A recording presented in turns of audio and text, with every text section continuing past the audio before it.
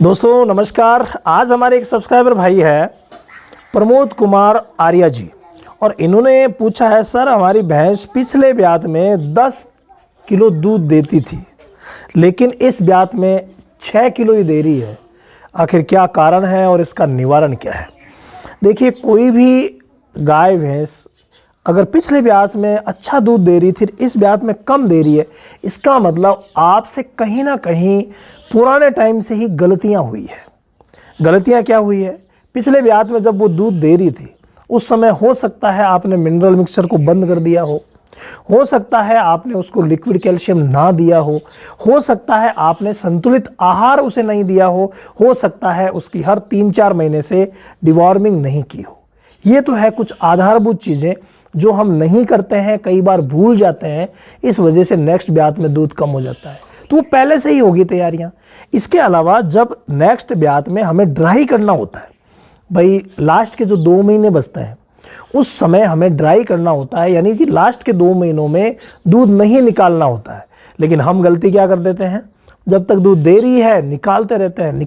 और कई भाइयों को तो मैंने देखा है कि पौसने की दवाएं देते रहते हैं और निकालते रहते हैं। बहुत ज़्यादा गलत है। 2 महीने का ड्राई पीरियड रखिए आप, वो बहुत ही शानदार रहेगा।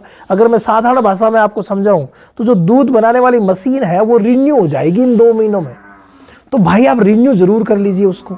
अगर आप रिन्यू नहीं करोगे मशीन धीरे धीरे पुरानी होती जाएगी, एक नॉर्मल भाषा पुरानी होती जाएगी और फिर समस्या दूध जो है वो कम हो जाएगा।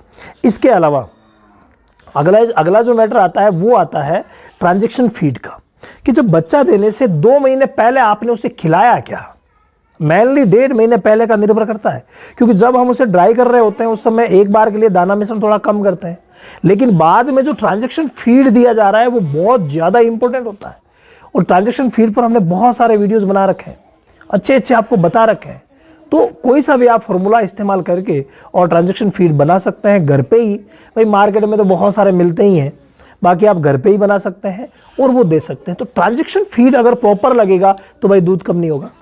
इसके अलावा बच्चा देते समय आपने क्या क्या गलतियां की, वहां पर अगर आपने कोई गलती की और उस गलती की वजह से जहर नहीं गिरी, या मान लीजिए जहर गिरी लेकिन कुछ हिस्सा बच गया, उसकी वजह से मेट्राइटिस हो गया, कोई प्रॉब्लम्स की, या बच्चा देते समय किसी भी प्रकार की अगर छोटी मोटी दिक्कत हो जाती है ना, तो उसके बाद फिर वो पिछले ब्याज जैसा दूध नहीं दे पाती।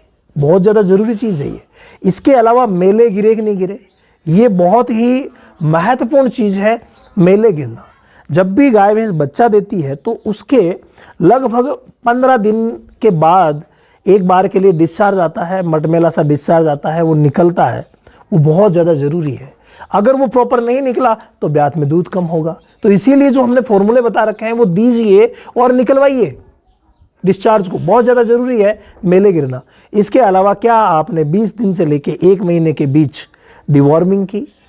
एक्चुअली क्या होता है, जब भी गाय भैंस बच्चा देती है हम क्या करते हैं, उसे मीठा खिलाते हैं, अनाज खिलाते हैं, जिस वजह से पेट के कीड़े भी एक्टिव हो जाते हैं। तो भाई उनको भी तो मारना ज़रूरी है, नहीं तो दिक्कत हो जाती है। तो 1 महीने के भीतर 20 दिन से 1 महीने के बीच डिवॉर्मिंग होना और कम से कम 1 लीटर लीवर टॉनिक पिलाना, ये बहुत ही ज़्यादा ज़रूरी हो जाता है। कई भाई इस चीज़ को छोड़ देते हैं, नतीजा आप लोगों के सामने है।